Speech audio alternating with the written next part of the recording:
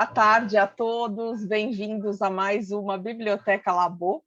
Hoje, dia 13, parece uma segunda, mas é uma quarta-feira, não é mesmo, Rogério? Hoje é dia 13, outubro, 4 horas, a gente está um pouco confuso. Me falem se vocês estão nos ouvindo, se o som está bom e tudo mais. Eu vou dizer que eu quase não dei o iniciar vídeo ao vivo. Oi, Flavinha, já está aqui, querida. Eu quase não dei o iniciar vídeo ao vivo, porque eu e o Rogério, a gente tem um papo tão bom. E a gente estava conversando... Estou fazendo aqui um off labor. Um off labor. Off literatura labor. Off literatura labor. Off biblioteca labor. Porque, enfim, né... Rogério e eu temos assuntos, interesses muito parecidos na área da literatura e tudo mais, mas a gente vai falar ao longo do papo hoje, porque o Rogério, além de ser pesquisador do Núcleo de Estudos Agostinianos, é poeta.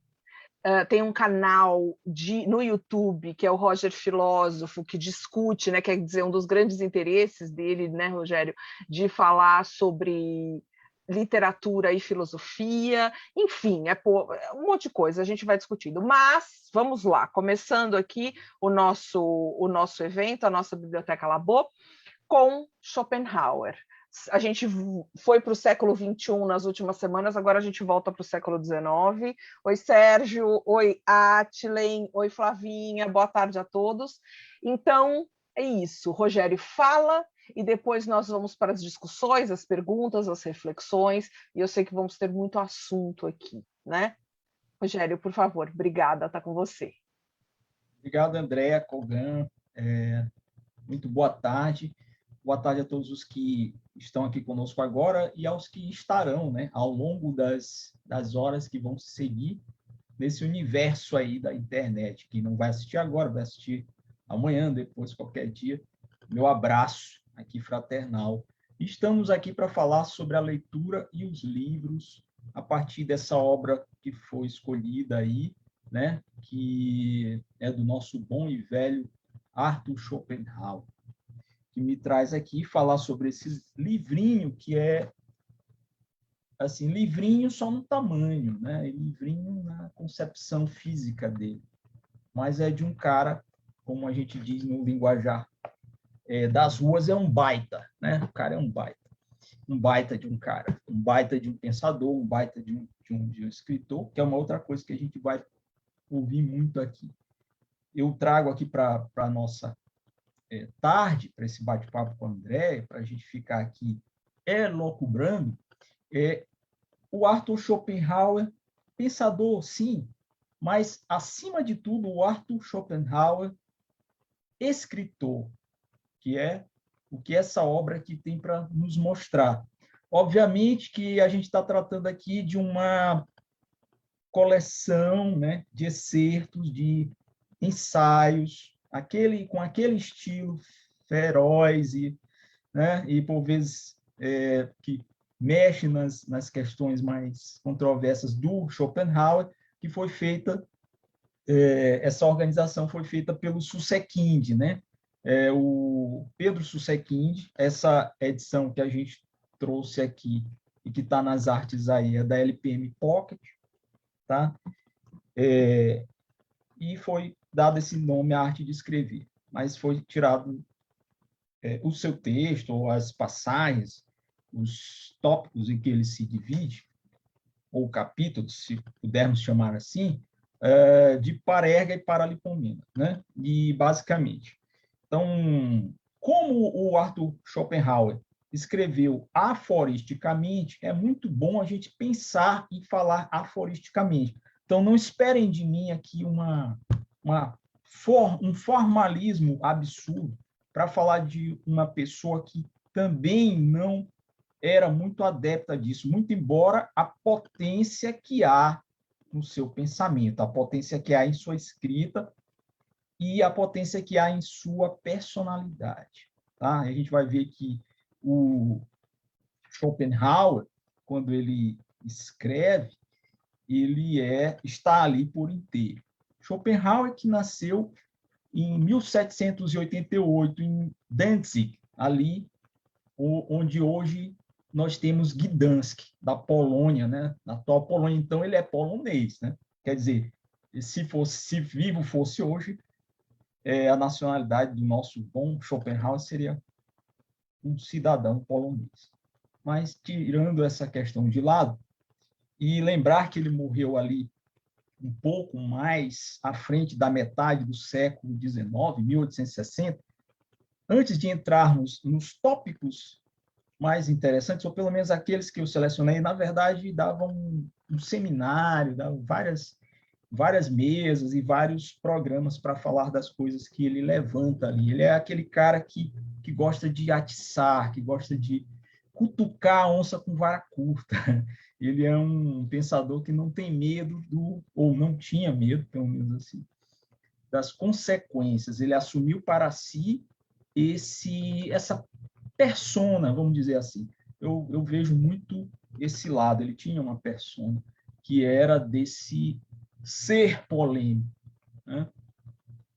Muito embora nós possamos também aqui fazer sérias críticas a ele, como todo humano, demasiadamente humano, ele era cheio de falhas, cheio de vícios, de vicissitudes. Ele não era um cara perfeito, né? Muito embora ele tivesse talvez perseguido construir essa imagem que a gente vai ter de uma figura que em todos os seus quadros, vocês já perceberam que não tem nenhuma foto, nenhuma gravura, nenhuma representação iconográfica do Schopenhauer rindo?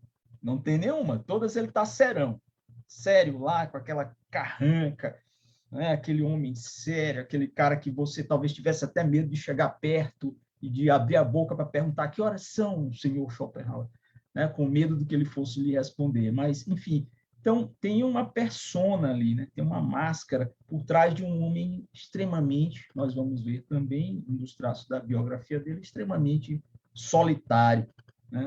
Não é à toa que ele foi chamado de o Cavaleiro Solitário. Pois bem, então, Schopenhauer, para começo de conversa, influenciou muita gente mesmo, escritores, filósofos, músicos, psicólogos. Então, ele está para além da academia enquanto um lugar de reunião de pensadores, né? Ele está para além do modelo de filósofo que só conversa com os outros filósofos ou que só influencia os seus seguidores, os seus alunos, né? Os seus discípulos, seja lá o que nós queiramos dizer. Ele influenciou gente da mais alta estirpe, não só da filosofia. Cioran, Thomas Mann, Hermann Hesse, o genial Hermann Hesse, Robert Musil, Marcel Proust, e lá vai Ítalo Severo, Fernando Pessoa, Sigmund Freud. Então, ele só influenciou, para ficar com essa expressão, só essa gente aí, Carl Gustav Jung, e aí a gente ficaria aqui, o próprio Friedrich Nietzsche, querem mais? Um homem que influenciou tanta gente que veio depois dele, tanta gente de tanta área do saber, de tantas perspectivas, né?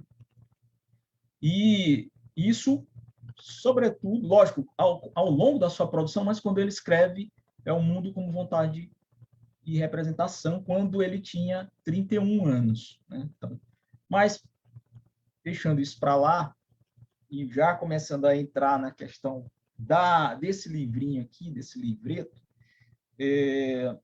a gente tem que levar em conta também algumas coisas que estão sempre presentes na escrita do Schopenhauer, que é a sua influência dos Upanishads, da leitura que ele teve, dos estudos do Upanishads, de Platão e de Kant, né? Inclusive, a tese dele é em cima de uma questão retirada à análise, à interpretação de um objeto de estudo da obra kantiana. E Platão é uma referência modelar no pensamento de Schopenhauer. E, com base nisso, já que ninguém começa do zero, todos nós somos influenciados por alguém, gente. Não existe um pensador. Nós podemos até nos tornar, vamos dizer, originais, ou trazer algo de novo como uma contribuição para o pensamento, mas isso não quer dizer que esse pensamento ele é genuinamente inédito, né? Então, ele teve essas influências e depois ele, ao seu modo, foi construindo muita coisa que antecipou elementos da psicologia, conceitos, categorias, né? Inconsciente, enfim, uma série de outras coisas. Mas eu quero começar dizendo uma coisa para vocês. A presença da literatura nos argumentos de Schopenhauer é marcante e decisiva. Você lê Schopenhauer como um homem que sabe escrever. Daqui para frente, vocês vão ver que, além disso, ele é um erudito. Eu vou reforçar isso na minha fala. Mas ele sabe escrever como ninguém, né? E aí nós temos também vários outros exemplos de pensadores que também, ao passo que são bons sistematizadores, ao passo que são bons construtores de argumentos, de teses, de hipóteses, de teorias, são também grandes escritores. Então, eles conjugam, melhor dizendo, a capacidade do pensar e a capacidade do refletir. Schopenhauer tinha essa marca. Notem também, na escrita schopenhaueriana, uma certa primazia da vontade sobre o intelecto. Afinal de contas, a vontade é uma das categorias que ele vai trabalhar, né, em seu pensamento, sua filosofia. Aquela vontade cega que move o mundo, que move a gente, né? E que é responsável por tantas e tantas coisas que nós fazemos. Então, tem uma primazia dessa vontade aí, um certo imbricamento com o que ele fala. Sobre o intelecto, muito embora a gente vai ver que esse intelecto dele também seja eminentemente apresentado em suas falas.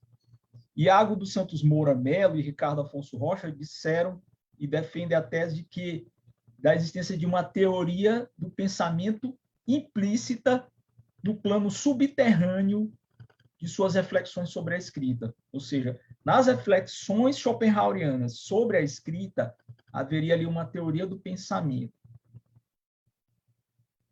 E o próprio Pedro Susequinde, que é o organizador aqui desses excertos, dessa obra que eu trago hoje à tarde, A Arte de Escrever, ele coloca que há uma teoria da escrita, né? Então, há uma teoria do pensamento implícita nesse plano aí de reflexões sobre a leitura, sobre a escrita, sobre o ato literário, e há também uma teoria da escrita, né? Haveria ali, pelo menos, esses sinais.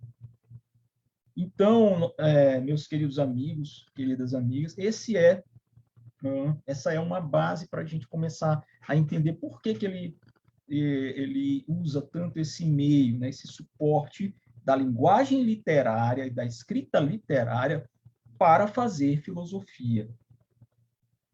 Imaginem a potência do pensamento filosófico aliada à beleza estética. Estou sendo até aqui, estou cometendo aqui um equívoco, mas para dar uma ênfase à beleza da estética, ou seja, desse belo que reside naquilo que a gente escreve, ou na forma como a gente escreve, né? E há duas características marcantes no texto que você percebe, que é uma sinceridade, a vida legítima e completa, e a autenticidade. Ele é um pensador sincero e autêntico. Foi alguém que pregou durante a sua vida contra a questão da dissimulação, contra o fingimento, contra a simulação, não só a dissimulação, mas a simulação, e que falou que a visão do universal do homem está na literatura. Então, a visão universal do homem, para ele, está na literatura. Uma das razões pelas quais ele traz esse aporte da literatura para dentro do seu pensamento.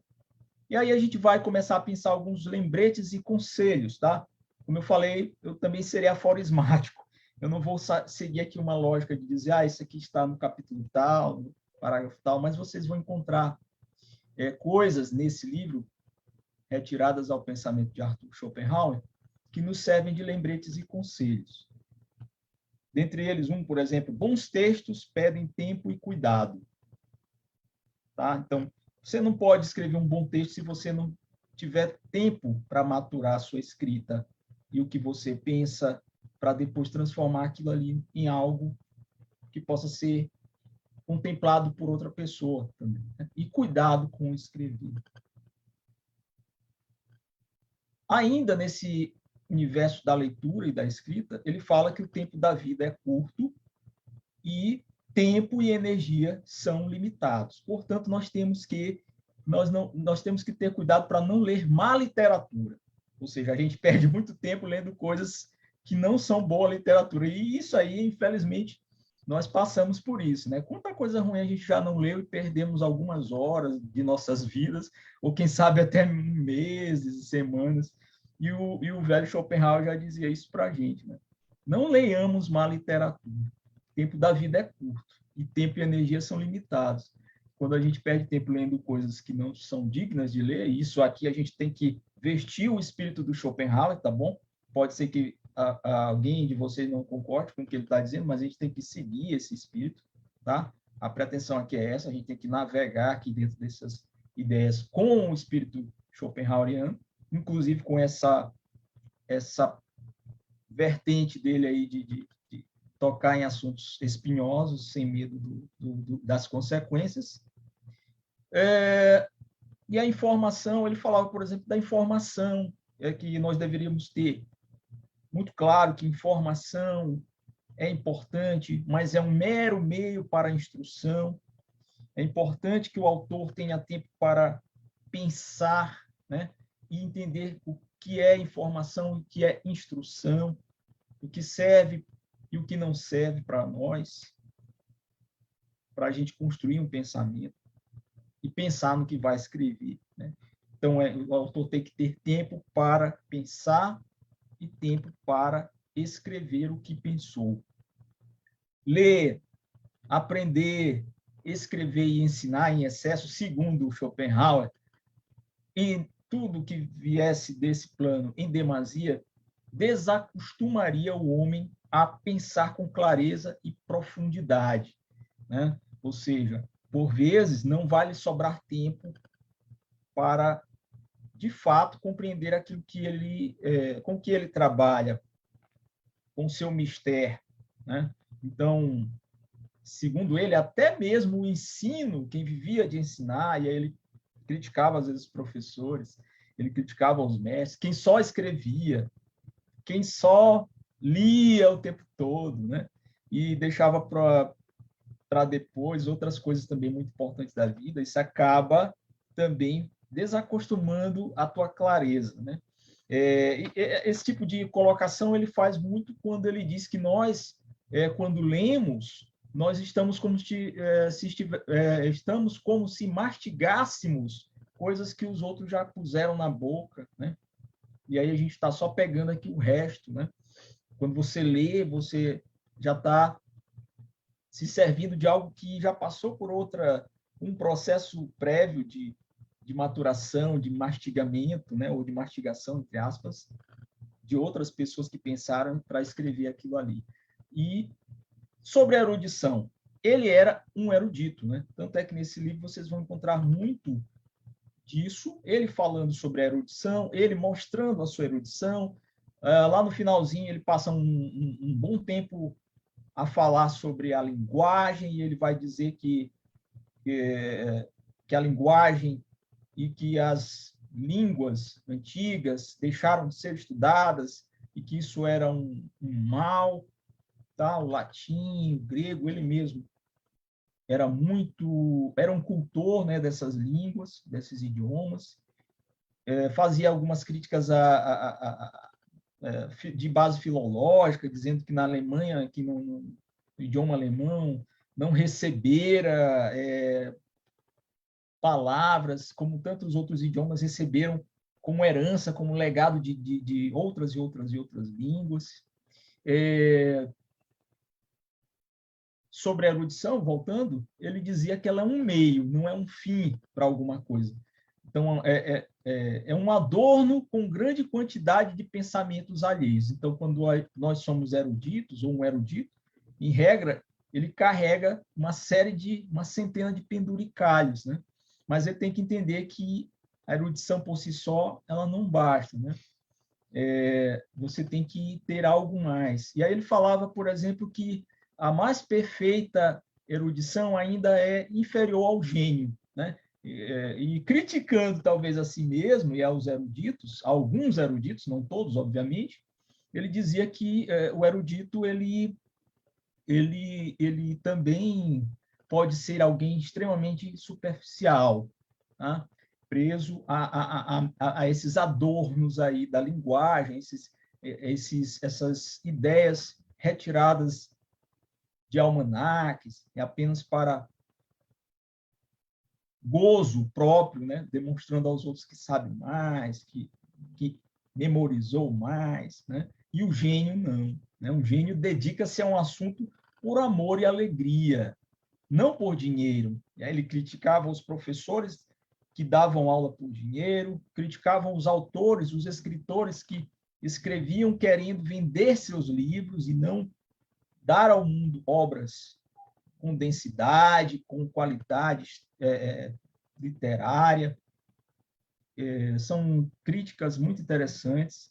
Ele estimula os seus leitores à autonomia das ideias e do pensar, ou seja, não só quem escreve tem que ter maturação, não só quem escreve tem que pensar, tem que ter tempo.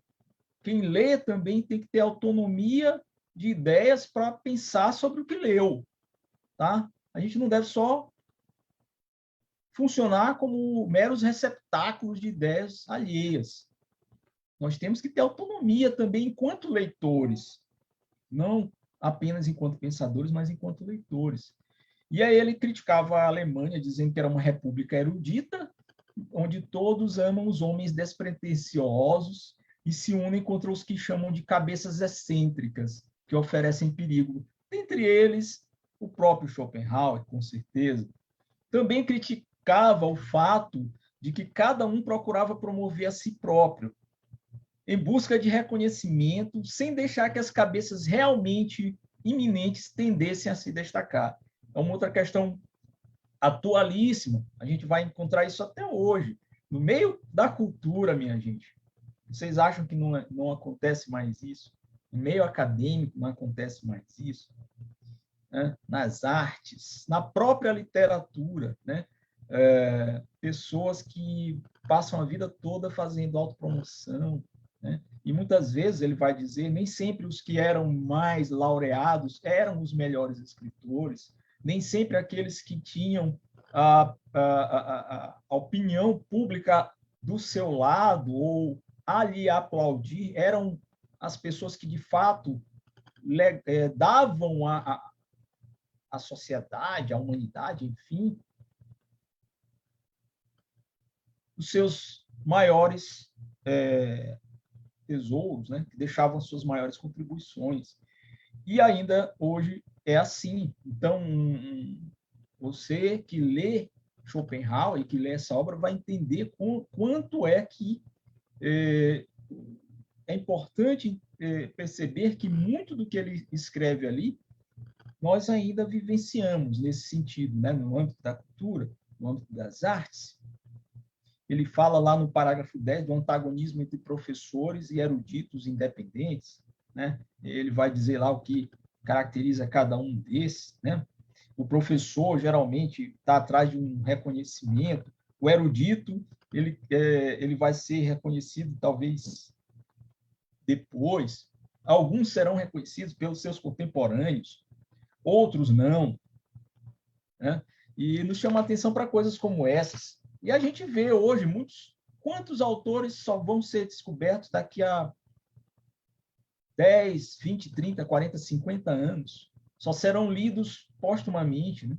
Como tantos foram. Kafka não ganhou o prêmio Nobel, mas ele ainda era vivo e já produzia quando o Nobel passou a ser entregue. Nunca ganhou. Marcel Proust nunca ganhou. Mas já era vivo e o Nobel já existia. Aí Marcel Proust não era um bom escritor, não tinha uma obra de impacto para além do espaço geográfico da França. certo? E aí a gente vai ver, na poesia, a mesma coisa. Tem poetas que a gente só vai começar a ler agora e que escreveram há muito tempo. Aqui no Maranhão nós temos o Sousandrade, né, que escreveu uma obra, O Guesa Errante, que é hiper vanguardista. Ele é estudado muito, inclusive nas academias, tem muito trabalho sobre ele, assim, muito relativamente, né, na área de literatura mais. E você vai ler, a poesia dele é um negócio extremamente intricado, né? E aí alguns chamavam de pré-modernista, outros de pós-romântico, não sei, eu não gosto dessas classificações, eu gosto de entender o que está ali, né? Mas é um também que não foi entendido na sua época, aqui no Maranhão mesmo, no Brasil foi pouquíssimo lido, as pessoas não entendiam o que ele tinha para dizer ali, né, no Goethe. E na filosofia não é igual, não é diferente, melhor dizendo. Bem, mas voltando para Arthur Schopenhauer, sobre livros. Ele fala que os livros são as memórias de papel da humanidade. O saber que está nos livros é a memória de papel da humanidade. Ai de nós se não houvesse imprensa e livros. Se nós não cultivássemos a memória, e nem todos de nós somos grandes contadores de história, e nem todos de nós temos memórias prodigiosas para guardar tudo que aconteceu e contar para os netinhos contarem para os filhos contarem para os outros filhos. Daí a importância do registro físico no livro, né? Hoje a gente tem os livros digitais, mas eu falo das memórias de papel, como dizia o Schopenhauer, essa memória de papel da humanidade que guarda todo o saber. E ele criticava, inclusive, as gerações, né? Passagem de uma geração para outra, não só no pensamento, na academia, na vida mesmo. Ele diz, tem gente aí, a cada 30 anos, desponta no mundo uma geração de pessoas que não sabem nada e agora devoram resultados do saber humano de décadas, de séculos, acumulados durante milênios, de modo sumário, apressado, e depois querem ser mais espertas do que todo mundo. Eu sei de tudo. Não, mas eu só tenho 20 e poucos anos e tal. Mas eu já li tudo, eu sei de tudo. Então, ele criticava muito, né, essa transição geracional com esse assodamento, essa pressa, né? Ele é um crítico muito desse. Eu acho muito interessante, né? Nós, agora que vivemos em tempos hiperacelerados, ele vivia numa outra época, obviamente, se ele tivesse hoje, eu não sei se ele falaria, talvez até fizesse ainda mais sentido falar em desacelerar para ter essa densidade de cuidado, né? Devagar. E, pois bem, então ele fazia essa crítica também, né? Às pessoas que acham que já deram conta de todo o saber acumulado lendo alguns livros, apenas porque leram. E ainda voltando a falar sobre as bibliotecas da humanidade, o livro que guarda esse saber da humanidade, ele falava lá que não são as bibliotecas a única memória permanente e segura da espécie humana, né? E temos aí os livros, né? E esses outros registros. Também naquela época, ele já falava contra a tendência à especialização no conhecimento científico. Vejam bem, uma crítica que ainda hoje é muito comum de ser feita, né? Ou seja, ele via com maus olhos, ou pelo menos assim, criticava, né? Tecia alguns arrazoados nesse sentido, da tendência já de especialização do conhecimento, de saber cada vez mais sobre apenas uma coisa, ou só sobre uma área, ou sobre uma subdivisão de uma área, né? A parte da parte da parte da parte do todo. E para ele isso era perigoso, né? Verdadeiro erudito, dizia o nosso bom Schopenhauer, é aquele que tem um conhecimento enciclopédico. Ainda assim, ou seja, ainda assim, mesmo que ele visse com bons olhos esse conhecimento mais vasto e menos especializado, né? E aí ele fala do conhecimento enciclopédico, mas ele também alerta que não é só isso, né? Não é só uma erudição de boutique, né? Não é só uma erudição para estrangeiro ver que vale a pena, né? Tem que ter uma formação para o humanismo, para a humanidade, tem que haver um olhar universal, uma universalidade e uma visão geral das coisas. E o verdadeiro gênio, voltando a falar dos gênios, e ele fala muito nisso, talvez até porque, eu não vou dizer que ele se visse, né, vislumbrasse como um, mas ele tinha muito essa proximidade com as pessoas que estavam para além da caixa, para além da curva, fora da caixa, que era, esses gênios são as pessoas que assumem como tema a totalidade, não a parcialidade, não a especialidade, não o pequenininho, mas o que é grandioso, o que é grandioso. E ele era um homem que buscava isso, né, gente? Esse grandioso. Ele estava o tempo todo atrás disso. Denunciava, já também naquela época, a decadência da cultura humana. E ele fazia isso de forma bem pesada mesmo, né? Inclusive falando mal dos próprios alemães. Ele gostava de falar mal das pessoas, né? Pagou também um preço muito caro por isso. Afinal de contas, toda a escolha, né, tem suas consequências. Ele escolheu seguir esse caminho, ser um crítico dos outros, crítico de si mesmo, vá lá, mas nem tanto, mas crítico da sociedade, crítico dos seus contemporâneos, crítico de Fichte, Schelling e Hegel, né, que ele escolheu para vidraça e jogava mesmo, tocava o terror em cima dos três, não gostava, tentou competir, não deu certo, buscava reconhecimento, que é o que todo mundo busca na vida. Na verdade, o Schopenhauer passou o tempo todo atrás de reconhecimento. Ele queria que as pessoas dessem o devido valor a ele, né? Se a gente fosse resumir, assim, ele buscou a vida toda esse reconhecimento. Reconhecimento pelo que ele era, enquanto pensador, e reconhecimento pelo que ele, pelo menos, imaginava trazer de novo para um panorama da cultura do seu país. E aí também da cultura humana, já que ele pensava universalmente e era um erudito, né? Ele tinha essa visão do todo, do que é mais amplo. E dizia que seria uma desgraça para o ser humano se não existisse a escrita. Criticou a vulgarização da literatura, o caráter comercial. Ele não ficava nada feliz ao ver pessoas que buscavam apenas a visibilidade através do comércio, ou seja, da venda dos seus livros. No que tange ao lado educativo, educacional, ele falava também da melhoria, da necessidade de melhoria da qualidade dos estudantes, ao invés de sistemas de ensino que acumulassem estudantes, que investissem na quantidade, ele já pensava num crivo para as universidades, ou seja, um critério de avaliação que só permitisse a entrada do estudante na universidade depois de completados 21 anos. Então, um critério etário para que você pudesse receber um futuro professor, um futuro matemático, um futuro físico, sei lá o quê, e os alunos deveriam, no primeiro ano, assistir aulas dos cursos da faculdade de filosofia. Sim, isso mesmo, ele puxando, né, a sardinha para o lado dele, né? E pensar por si mesmo, que era, na verdade, o que ele queria que as pessoas fizessem, pensassem por si mesmos. Daí a indicação da filosofia para essa iniciação, né, no mundo acadêmico.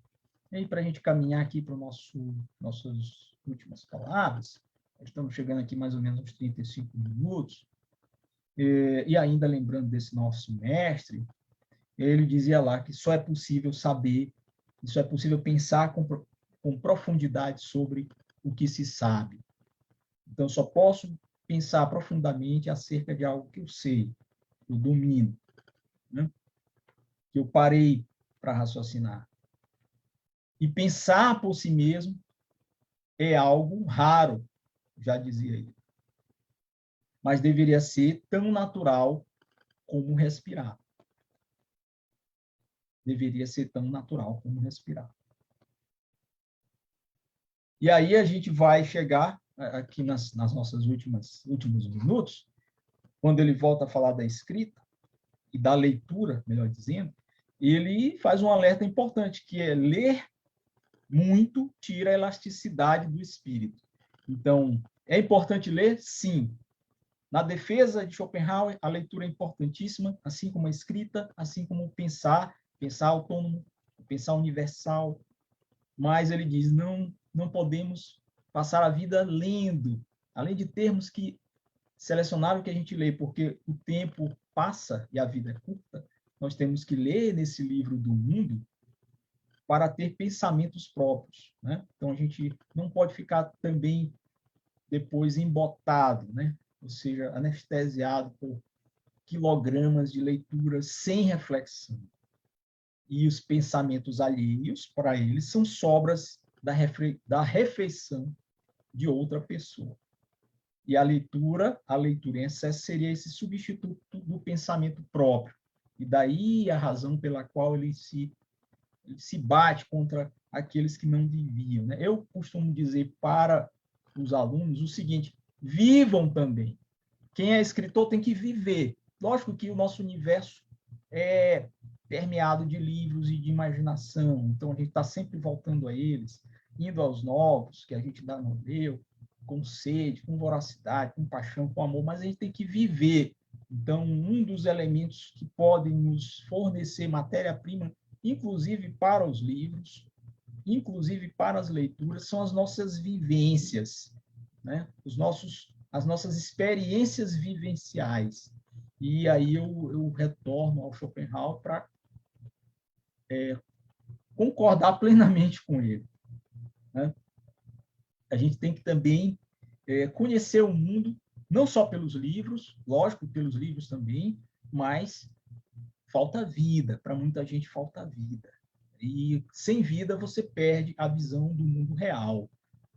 Você perde a visão do mundo real.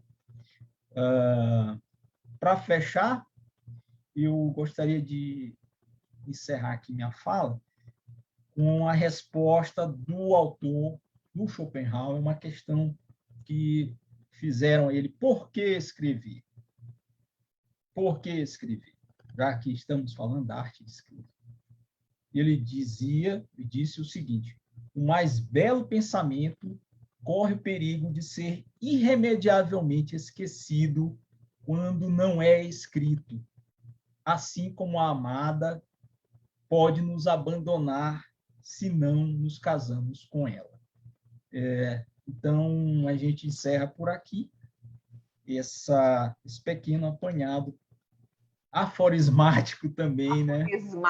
Aforismático, assim, uma colcha de retalhos, né? Um livre pensar em cima dessa obra pequenina de um grande homem. Muito obrigada, Rogério. Eu acho que abre para muita discussão. Antes de eu fazer algumas perguntas que apareceram, eu queria retomar o que a gente estava o que você falou e o que a gente estava conversando um pouco antes de eu dar o inicial vídeo ao vivo aqui, que eu acho que é uma coisa muito importante, que a gente aprende, e você citou isso, das pessoas. Eu não sei se a gente aprende ou se isso é uma memória que a gente tem, eu não sei. Que as pessoas são só boas em uma coisa. Se ela faz filosofia, ela só faz filosofia, não necessariamente ela vai escrever bem, não necessariamente vai entender de ficção literária, ou, enfim. E você me disse, e eu queria que você falasse um pouco sobre isso antes da gente entrar, que parece que há um cerceamento, foi essa palavra que você usou, e eu concordo. Parece que assim, a pessoa fez uma faculdade de história, vamos dizer assim. Ela só enxerga no caminho dela, estou generalizando, pelo amor de Deus, né? Só estou generalizando. Uma pós-graduação, aulas, etc., só na aula de história, sei lá, da China. Entende? E não abre. E por quê? Por que isso? Será que é uma coisa dela? Será que é um cerceamento? Será que é uma coisa que a gente já tem na nossa sociedade? Será que é só aqui no Brasil? O que você acha? Eu acho que nós estamos confrontados com um conjunto de fatores. O primeiro, voltando para a questão do aprender, né? Os sistemas de ensino eles não foram feitos ou ainda não cruzaram a fronteira daqueles modelos pedagógicos mais antigos, muito embora nós tenhamos muita coisa aí hoje que já é bem de vanguarda no ensino, né? Ensino médio, ensino na claro. base. Mas é para que você, ele é feito para que você não seja. E o não ser aqui é o quê? Para que você não seja os muitos de você que você pode ser, né? O que é que impede um grande pensador de ser um bom cantor nas horas vagas? De ser alguém que talvez tenha estudado canto lírico, seja um barítono, um tenor, sei lá o que, sei lá. e cante pra caramba. O que me impede de ser um bom jogador de futebol, talvez, né?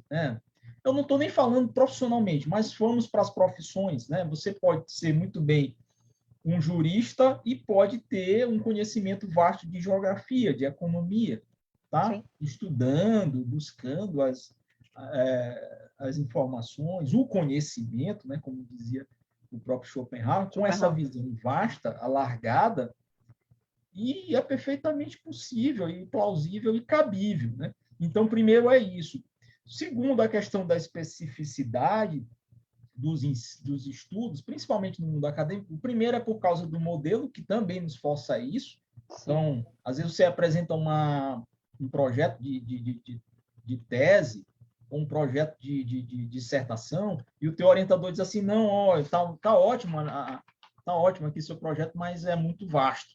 Então, diz assim... 90% das vezes, né, Eugênio? 90% ou das dizem vezes. assim, André, ó, isso aqui, para o mestrado, ele está mais para uma tese, tá? Está mais para um doutorado. Vai afunilando, vai afunilando. O trabalho está excelente, o projeto é ótimo, mas para o âmbito de um mestrado, o mestrado é muito pequeno para o tanto de coisa que você tem para falar aqui. E aí vai, né? E a outra coisa, assim, você escolhe a especialização para ficar mais confortável. Muita gente, porque realmente não pode, ou porque não quer, ou porque tem medo. Então, três coisas. Ou porque você não quer ir mais longe, ou porque você não pode ir mais longe, ou porque você até poderia ir mais longe, fazer mais conexões, mas você não faz porque você tem medo. Então, vai dizer, não, eu vou ficar aqui mesmo com o meu direito, tá bom? Eu vou ficar aqui mesmo com minha geografia, com minha estatística, com minha sei lá o quê, sabendo que eu tenho condições intelectuais, enfim, até de conhecimento para tecer outras relações, tá? Mas eu não vou fazer isso porque eu tenho medo. Então, acho que são essas três coisas aí. Essas três coisas. E eu acho também, Rogério, tem uma coisa assim, quando o adolescente está no final do ensino médio e escolhendo o que ele vai fazer na graduação, vamos dizer assim, não há uma coisa assim, você quer fazer direito e economia, então faz o direito e depois vai fazer economia, ou faz economia depois... Mas não tem essa fala. Sim. Porque é uma coisa muito imediata, como se a vida fosse ser resolvida nos teus anos de graduação. Isso você tem que resolver ali. Então, nos teus 2, 3, 4, 5, 6, enfim, não importa o curso que você escolha, mas aquilo tem que ser resolvido ali. O que vem depois não importa. Não há uma organização dessa trajetória, né? Isso. Não há, e ainda tem o famoso teste vocacional, né? Então, diz assim, ó, você, André, é vocacionada, tá aqui, ó, os búzios, as bolas de cristal, aqui dos testes psicológicos vocacionais, dizem que você vai dar uma ótima economista, tá bom? Tá bom para você? Aí a André vai lá, poxa, você é economista, entra no curso de economia e tem nada a ver comigo. Não é nada a ver. Então, não funciona assim. Óbvio que você tem aptidões que podem ser mensuradas, né? Metrificadas, medidas, para te dizer assim, ó, você tem uma tendência muito boa a desenvolver ou a se capacitar e a desenvolver habilidades nessa área, porque você já tem uma base aqui, você é muito bom em cálculos, você faz isso, você tem um pensamento lógico e tal, então vamos para cá? Tudo bem, mas isso não é não é definitivo, não quer dizer, pronto, então agora eu já não posso fazer mais nada porque eu só vou ser isso aqui. E eu já sei que Sim. esse aqui é o meu melhor, então no resto eu não quero nem saber. Tem Uhum. muito isso. De fato, falta, como você falou, talvez falte esse aconselhamento aí que você disse. Bem, eu posso fazer primeiro uma coisa, mas lá na frente eu faço outra. Exatamente, Meu exatamente. exemplo, o seu exemplo também. Você é um grande Sim, o exemplo meu, disso. claro, claro, claro. Eu fiz direito e depois fiz filosofia. Na verdade, os meus pais queriam que eu fizesse direito, tá? E eu queria fazer filosofia. Como eu não podia escolher ainda naquela época porque era pressão, e você é um fedelho ali, Sim. né? Ou vai ou racha, eu consegui, graças a Deus, e alguma capacidade que eu possa ter, entrar no curso de Direito, mas também entrei no curso de Filosofia depois. Então, vieram as duas coisas, né? E eu consegui fazer Consigo conciliar, né, Rogério? isso, de alguma forma tentar dialogar onde é possível Sim, com essas duas visões de mundo, né? sim. E com outras que vieram aparecendo. A literatura entrou na minha vida muito cedo, mas depois eu só voltei a ter um olhar sério para ela já depois da maturidade, de novo, né? Aí eu entendi melhor o que que era aquilo ali e o que que eu poderia fazer com aquilo, Uhum. como o próprio Schopenhauer fez, né? Casando com algumas coisas que eu já tinha, no caso aí com a filosofia, né? Perfeito. Vamos lá, que estão surgindo muitas perguntas. Eu tinha até mais comentários para fazer, mas deixa para depois. O Leandro, pesquisador do grupo dos agustinianos, fala assim: podemos fazer um paralelo da vontade em Schopenhauer e em Agostinho? Qual a relação entre ambas, se elas existem, Rogério? Nossa, eu vou ficar devendo essa daí, sinceramente, porque eu quero crer que não exista muita. Não que não seja possível, mas eu vejo um diálogo talvez um tanto que distanciado.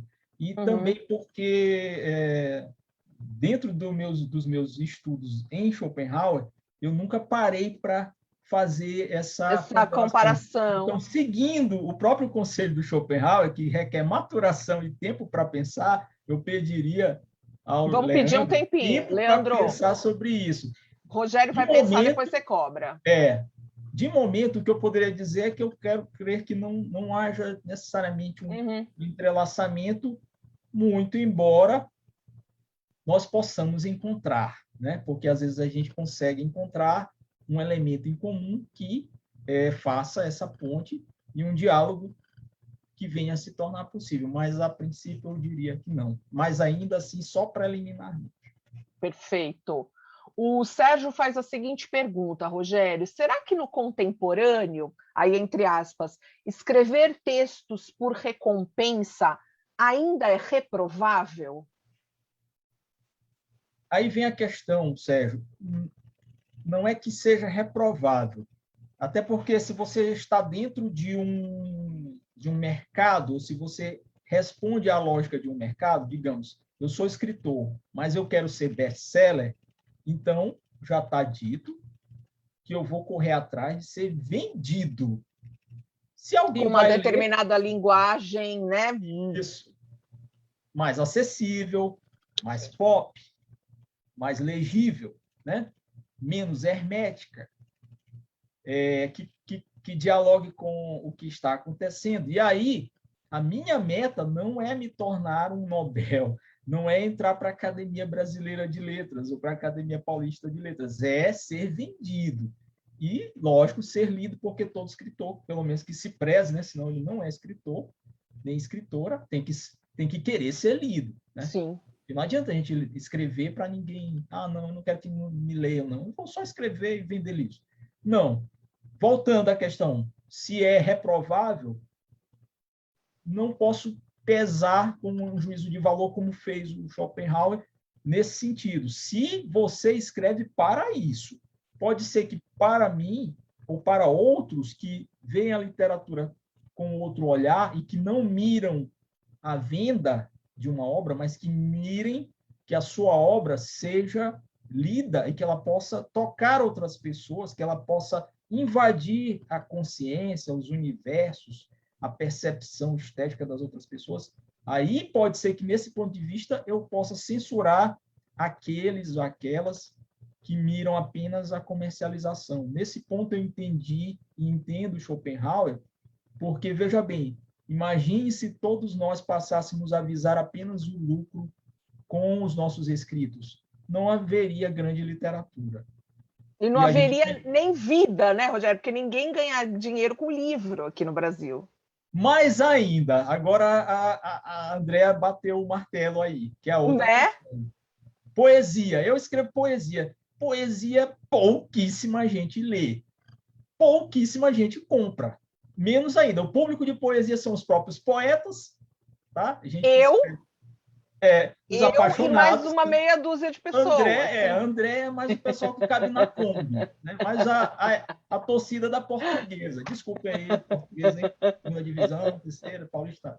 Mas, brincadeiras à parte, mas é isso. Aí quem lê romance já é um público maior. Quem lê ficção, quem lê teen, né? O pessoal teen aí, HQ, anime, não sei o que mais, mangá. Então, são vários nichos. Alguns vendem mais, né? Biografias, né? Mas, então, você tem que ver. Se todos, melhor dizendo, fossem escrever apenas mirando o mercado, e veja bem, é legítimo? É legítimo. Eu posso querer escrever até uma boa obra, mas eu querer ser vendido. Não me importa se as pessoas vão ler. E se lerem, ok, mas eu quero vender. Eu quero vender, sei lá, 10 mil livros, que no Brasil já é muito, né? 15 mil, 50 mil. Tudo bem, é legítimo. Mas e a grande literatura? E a vida, como a Andrea falou? E aí? Não ia ter vida. Só ia ter gente tentando vender livro e não teríamos os Cortazares, os Borges, os Fernando Pessoa da vida. Né? E esses mesmos, né, Rogério, se a gente pensa nos grandes escritores do Brasil e as pessoas que foram, os grandes cronistas, enfim, todos tinham outro trabalho para ganhar vida. Todos tinham outro trabalho. Todos tinham outro trabalho para ganhar vida, né? Fala de Vinícius de Moraes, fala do Drummond, fala de, sei lá. Todo mundo tinha outro trabalho. E ainda hoje é assim. Quer dizer, isso é um ponto muito importante quando as pessoas falam eu quero escrever livro, eu quero ganhar dinheiro com isso. Não vai. Não vai. E não é só uma realidade brasileira. Claro que no Brasil eu acho que a coisa é mais complexa, mas não é só uma realidade brasileira, né, Rogério? Você tem outros países. Quer dizer, quem nos Estados Unidos ganha dinheiro com livros somente? Também poucas pessoas. O Stephen King. E na Europa, na Inglaterra, J.K. Rowling, que escreveu Harry Potter. Perfeito. Só que quantas J.K. Rowlings existem no mundo? No mundo. Quantos Stephen King tem no mundo? Exato. Então, assim, precisa fazer palestra, precisa fazer isso, precisa fazer aquilo. Então, quer dizer, é uma coisa maravilhosa, mas, né? Há curso, né? Hoje em dia, pelo menos, tem os cursos de escrita criativa, né? Abriu-se mais um mercado para que você possa fazer o uso da expertise dos escritores, das escritoras, né? Porque já que a gente não vende livro, já que muita gente não nos lê e não nos lerá, a gente tem que ganhar dinheiro de outra forma. Então, tem que ter um emprego, uma profissão, um trabalho, como a Andrea falou. Não era só antigamente, hoje também, né? Porque são poucos. É um mercado pequeníssimo e que tem um crivo ainda mais cruel, onde só alguns poucos vão poder viver da literatura. Da mesma forma como alguns poucos vão poder viver da filosofia, né? Claro. Nietzsche, o próprio Schopenhauer, foram pessoas que escolheram ser solitários, não ter família, não terem relacionamentos sérios com ninguém, porque a escolha deles foi pelo pensamento, pela reflexão e pela escrita. Se você tem uma família, filhos, né? Se você tem um trabalho ou outro, não lhe resta muito tempo para fazer esse tipo de coisa. Então, eles escolheram ser solitários, eles escolheram trilhar esse caminho aí do antissocial, daquele cara que não é visto toda hora em qualquer lugar, que está lá na sua vida privada, mas que está produzindo de forma muito intensa para uma coisa que ele não sabe nem ao certo se virar, né? Muitos perseguiram até o final. O próprio Schopenhauer só veio a ser famoso já vamos dizer, na última década de vida, que as pessoas começaram a ir visitá-lo e aplaudir os seus livros. Ele começou a ser vendido e lido e estudado, né? e visitado, até por mulheres. Parece que tem um registro de uma biografia, André, que fala que uma mulher que foi visitá-lo, só há um registro de uma mulher que foi até a casa dele e falou assim: olha, eu fiquei com a impressão de que ele é um cara muito gentil, uma pessoa engraçada. Aí, veja bem, um cara que não ri, né, não ria, não apareceu em nenhuma representação dele, sei lá, fotográfica ou pictórica, Sim. sorrindo, né? Assim como Nietzsche também não tem nenhuma foto de Nietzsche sorrindo, mas uma pessoa que o visitou em carne e osso disse que eu até gostei dele, um cara com Gostei, prazer. cara bacana. A gente está muito otimista, eu e você, né, Rogério? A gente Me está muito contou otimista. algumas piadas, né? O Luiz Carlos fala o seguinte: maravilhosa apresentação, Rogério. Poderia, por favor, comentar se você, logo que selecionou essa obra de Schopenhauer para sua fala, não se viu tentado a abordar outro livro dele, tão cabível aos nossos dias, como Vencer um Debate Sem Precisar Ter Razão, já que escrita é argumento? Que maravilhosa pergunta. Com certeza, com certeza. Com certeza também me passou pela cabeça isso daí. Né? Quem sabe numa outra oportunidade a gente possa fazer isso, né? Não é? Mas Uma ideia. nós somos tentados o tempo todo. Quando o assunto é Schopenhauer, é o cara que chama para briga. Ele não foge, ele estimula a briga. Ele diz, não, eu vou mesmo, eu vou. E aí, vai encarar? Então, ele é muito isso aí. É verdade. Rogério, fala do Duolitera, ou do Duolitera, nunca sei como é que eu pronuncio. Fala o que é, antes de eu ir para a última questão. Ok. Bem, eu tenho projetos nessa área, como eu já falei, que eu já desenvolvo há uns 3, 4 anos aqui na minha cidade e também virtualmente, né, nas redes sociais. O link para o canal do Rogério no YouTube, que, aliás, tem algumas questões filosóficas e alguns vídeos maravilhosos de explanação que o Rogério coloca, milhares de visualizações, eu já coloquei aqui no chat. Já coloquei o link para o teu canal do YouTube, mas fala, desculpa. Ok, obrigado. Sim, é o Roger Filósofo, vocês podem ver lá. Isso. Tem sempre alguma coisa sobre direito, literatura e filosofia. Ultimamente, mais filosofia e literatura do que direito. E o Duolitera, né, é um projeto que eu criei ao lado de um outro amigo aqui, o Arthur Prazeres, que é um poeta daqui da nossa cidade, para a gente poder levar para os espaços públicos e privados o debate, a reflexão e a disseminação da importância da leitura, do livro e do pensar sobre o que a gente lê, justamente nessa perspectiva aí schopenhaueriana. Perfeito. Né? Ou seja, não basta a gente ler, Claro. não basta a gente dizer que livro é importante, não basta a gente pregar que as pessoas comprem livros, que sejam educadas, que a escola, né, de alguma forma, faça esse fomento no aluno. A gente tem que também pensar sobre os livros, debater sobre os livros, refletir, trocar ideias. Então, é o que a gente tenta fazer ao passo que nós vamos divulgando pessoas, né? Literatura brasileira, internacional, tanto faz. E tem um outro projeto também, que é a iniciativa Eidos, todos dois, Duo_Litera, no Instagram, e a iniciativa Eidos, né? A iniciativa Eidos é o braço mais filosófico do projeto, né? A gente faz a mesma coisa, só que para o lado da filosofia, né?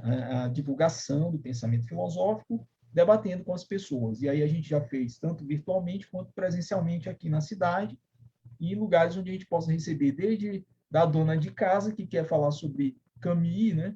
Ou sobre Heidegger, ou sobre seja lá quem for, até a pessoa, até o universitário. Então a gente consegue chamar essas pessoas, trazendo a filosofia para o lugar da onde ela nunca deveria ter saído, da praça pública, a Ágora, enfim, qualquer lugar. Assim. A cara do Labô, né, Rogério? Também, que é uma Ágora. É a cara do Labô, a cara do Labô. A ideia é essa. Cara do Labô, vocês têm que vir para São Paulo, vem para São Paulo. Eles estão no Maranhão, viu, gente? Se possível, a gente vai fazer aí nem que seja um café filosófico. Exatamente, lá na PUC, se Deus quiser. Beleza. A irmã Virgínia, que fez a Biblioteca Labô maravilhosa com a gente, há um mês mais ou menos, ela falou assim, muito bom, adorei a parte sobre bons textos pedem tempo e cuidado. Não tem frase melhor que essa e mais perfeita, né, Rogério? É o anti-leitura dinâmica, né? Schopenhauer é uma anti-leitura dinâmica. Ele diria hoje assim, gente, menos, devagar, não adianta você querer ler um livro de filosofia correndo, você não vai entender nada. Não adianta você ler a literatura que se produz, essa literatura de boa qualidade, às pressas. Você tem que ir absorvê-la, ouvi-la, retirar dela alguma coisa e aí depois... E, Rogério, eu acho que isso também, eu preciso acabar, mas esse assunto é muito bom. Rogério, esse assunto, essa questão também da cadência, do ritmo que você lê, eu acho que a gente tem que respeitar, como você falou, os ritmos naturais das pessoas. Eu sou uma pessoa que leio muito rápido, mas isso não é um ponto positivo ou um ponto negativo meu, é uma característica minha. Que não é? Eu falo assim, eu leio rápido, eu calço 36, quer dizer, é isso, não é? São coisas que... Isso. Quando a gente fala anti-leitura dinâmica, no sentido aí schopenhaueriano, trazendo a ideia dele para hoje, por favor. Não é que as pessoas não possam ou não devam ler rápido, mas, como você bem falou, se eu consigo compreender, absorver o que eu leio numa velocidade de leitura maior, ótimo, ótimo, exato.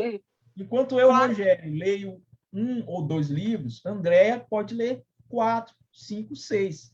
É melhor ainda. Mas se eu só consigo entender lendo de forma muito pausada, mas desde que eu entenda, ou mesmo se eu não entender, que eu coloque para dentro de mim aquelas coisas que eu estou lendo, está valendo.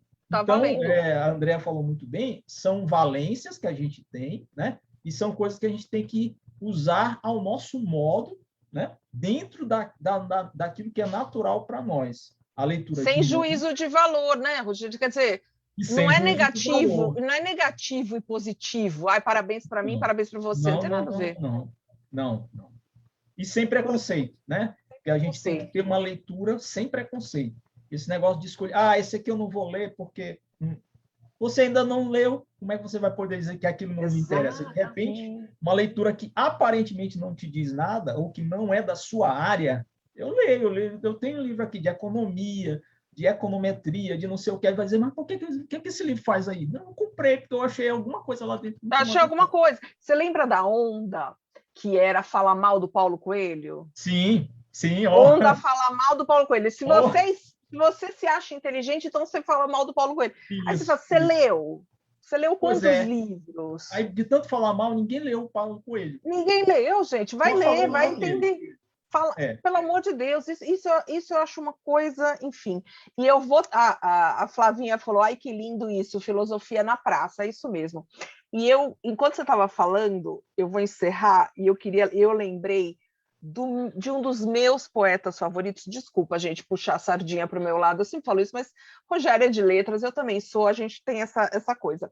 Walt Whitman. Walt Whitman, maravilhoso. Wonderful. Wonderful one. Whitman foi o responsável na poesia americana por revolucionar a linguagem, por fazer e escreveu maravilhoso, Folhas de Relva, Leaves of Grass, que eu recomendo a todos que leem. My Captain. Oh, Captain, my Captain, que coisa maravilhosa, Sociedade dos Poetas Mortos. Rogério, ele tem uma frase, você vai lembrar, mas nesse papo eu lembrei que ele fala assim, do I contradict myself? Eu me contradigo? Very well then, I contradict myself. Muito bem, eu me contradigo. I am large, I contain multitudes. Multitudes, I contain multitudes. I contain multitudes. O que a gente falou aqui, o que o Schopenhauer falou, o que a André falou, nós contemos, nós trazemos dentro de nós multidões. O mundo não nos tem deixado pôr para fora essas multidões. Né? E é isso. Salve o Walt Whitman. Salve o Walt Whitman, maravilhoso. Eu agradeço demais o Rogério por estar aqui. A gente podia fazer uma biblioteca lá por semana falando de literatura e filosofia, Rogério. Vamos pensar. Tem sempre assunto. A Fabiola falando assim, ai, que alívio. Eu acho que muitas pessoas ouvem, né, a gente falar, e eu e você, a gente tem, como eu disse, a gente tem tantas coisas em comum, a gente partiu de uma área, a gente foi para outra, a gente vem para outra, e eu acho que a literatura nos une, como a literatura une muita gente. A literatura une tudo. A literatura une tudo. E salva, então, né? Eu tenho um amigo que, eu não sei, eu vou citar o nome dele aqui porque ele já falou isso para mim, mas ele não falou assim, em off. O João Batista do Lago, ele é um poeta, e ele diz assim, eu só estou vivo ainda eu só não acabei com a minha vida por causa da literatura, senão talvez não tivesse mais sentido para mim estar aqui. Eu sempre falo isso, Rogério. Isso é muito pesado, e ao mesmo tempo isso é muito pesado. Dá a dimensão do que é viver a literatura. A literatura é vida, assim como a filosofia também é vida. Maravilhoso. A literatura nos salva, Rogério. Eu tenho certeza disso. Eu sempre falo isso, meus amigos, professores. A literatura nos salva. A Cris falando que lindo, Biblioteca Labô, inspiradora. A Andréia falando muito bem, a cara do Labô é difícil não se identificar. Obrigada. Flavinha, Luiz Carlos, a irmã Virgínia, o Sérgio, a Ana, o Gilmar. Gilmar falou livros, memória que gera medo em alguns, tamanho medo que queimam essas memórias em papel. Muito bem lembrado, Gilmar, muito bem lembrado. Agradeço ao Leandro, a Márcio, a Thaisa, todo mundo que passou por aqui, Heraldo, que colocou no Offlax todas as informações. Voltamos semana que vem. Muito obrigada, Rogério. Obrigado.